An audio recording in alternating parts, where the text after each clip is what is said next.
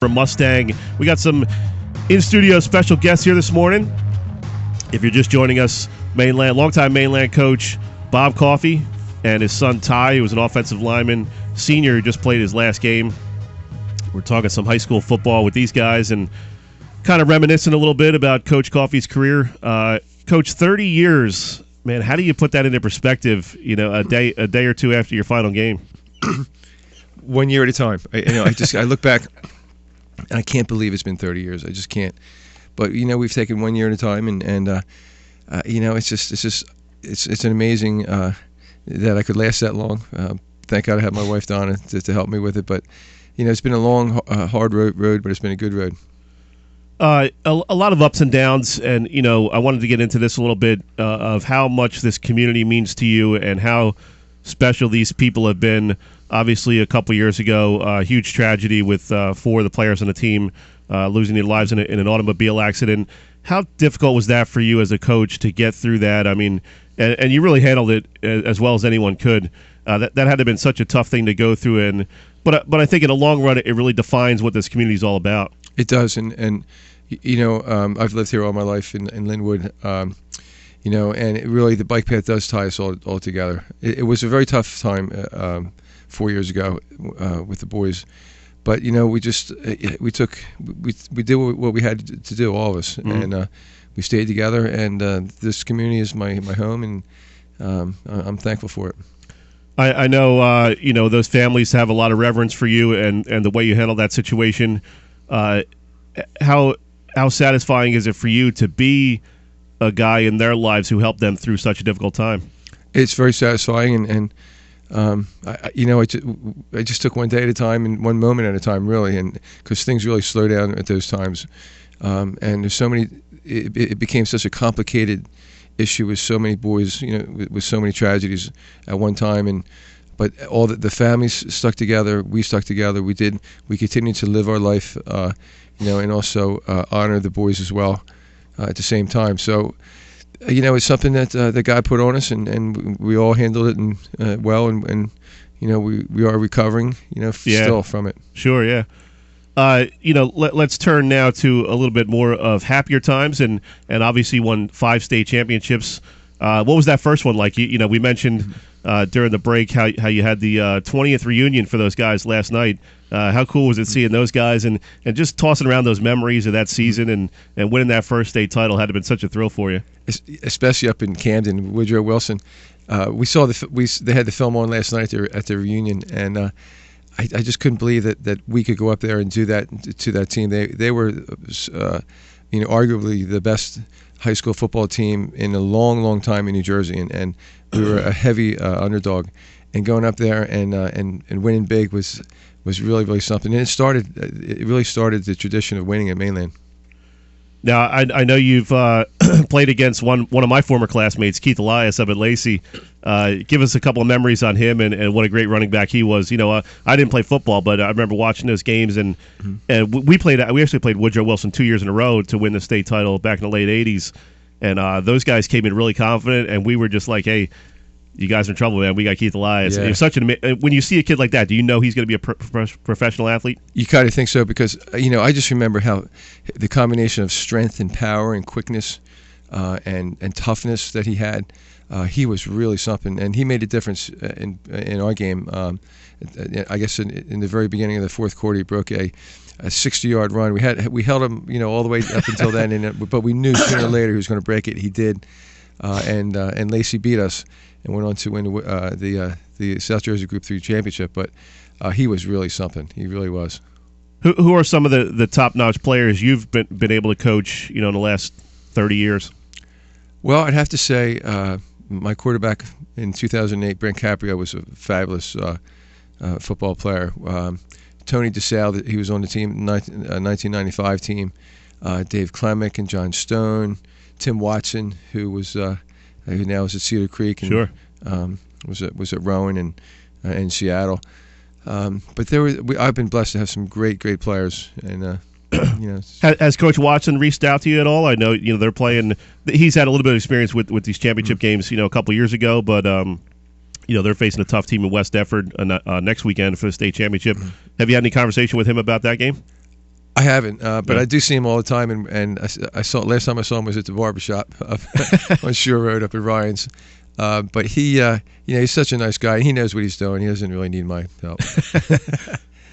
How about, maybe a player or two that you've coached over the last 30 years where maybe nobody knew their name but was just really a joy to coach, and maybe a kid who you didn't think would even make the team as a freshman and end up being, one of your senior leaders, that type of player. Any of those guys stick out for you? They do. The 95 team who I saw last night, those guys, the linemen, were very average-sized kids, 180 pounds, 195 pounds, T.J. Wolf, Buddy Broom, all guys who I'm the same size as those guys, and they were great players. You would never think that they could play with the courage, just the great toughness that they played with. We're talking with mainland coach Bob Coffey, who's hanging him up after a 30-year career. Son Ty is also in studio with us.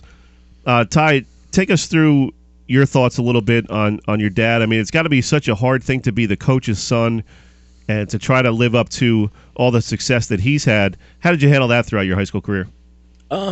He's always been on the fact that, you live in your own, I didn't ever need to really live up to anything.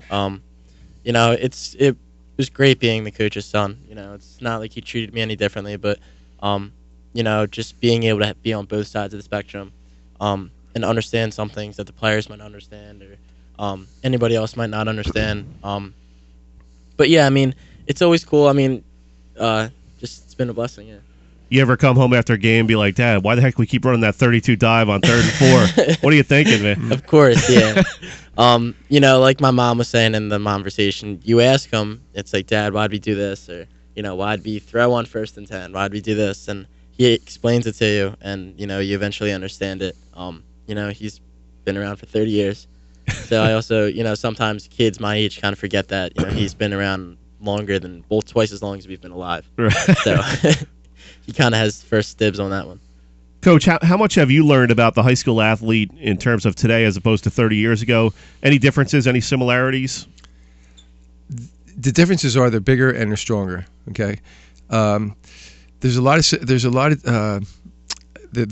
similarities, and still some of the kids there come out every game day. They play injured. They play with at the high level with not being real comfortable.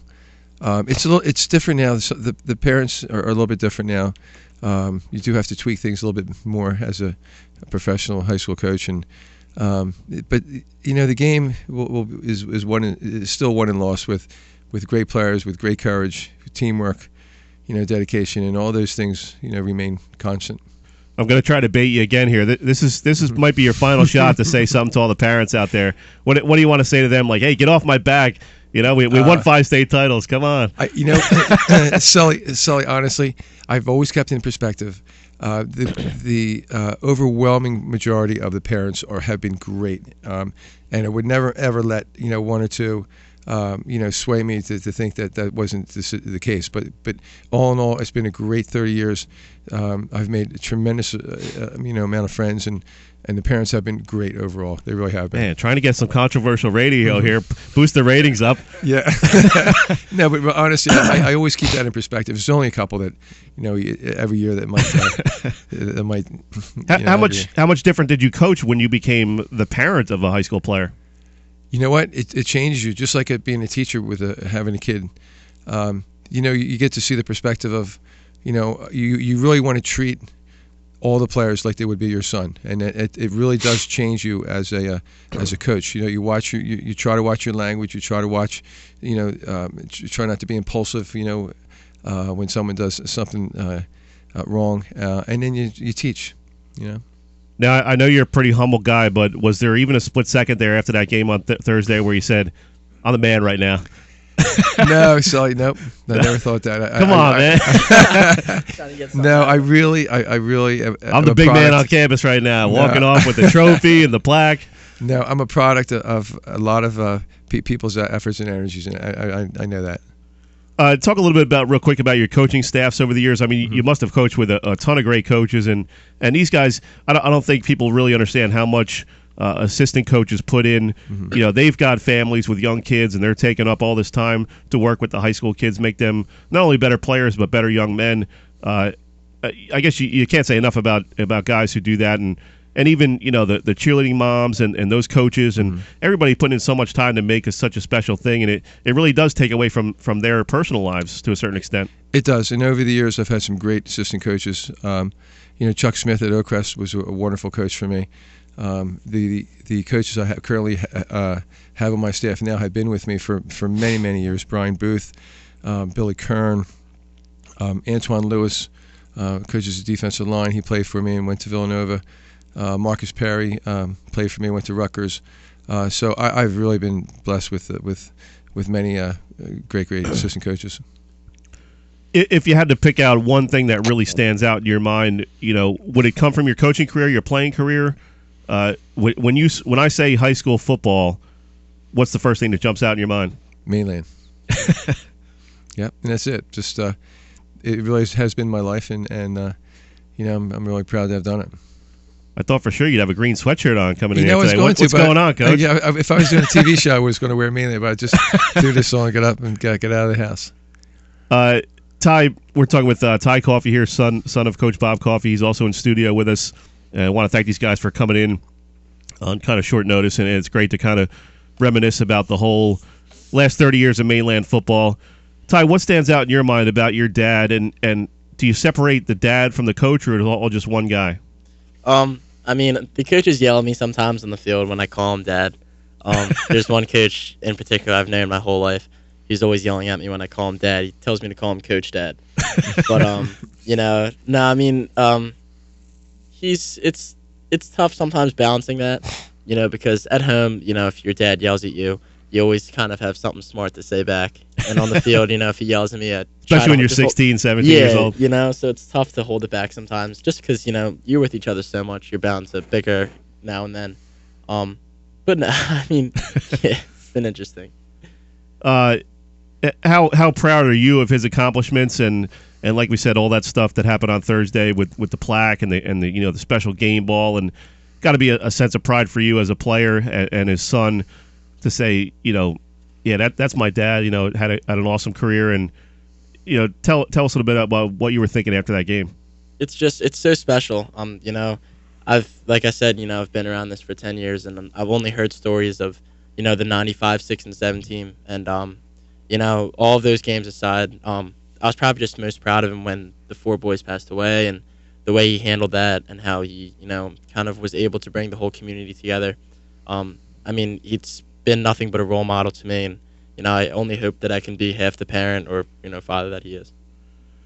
Coach, we got about a minute left here before we sign off. This might be your last interview. You know, retired coaches, they don't get interviewed too much. Yes, it might be. I was thinking that coming over. What do you want to say to all the people out there, the community that have supported mainland football for all these 30 years? Sort of your sign off here. Okay, I'll give the mic over to you for a couple seconds. Thank you all so very much for so many good years of you know, of support, and I'm honored and I'm humbled to have served as your head football coach. Short and sweet, just like Bob Coffey would have wanted. Thanks a lot, guys, for coming in and joining us.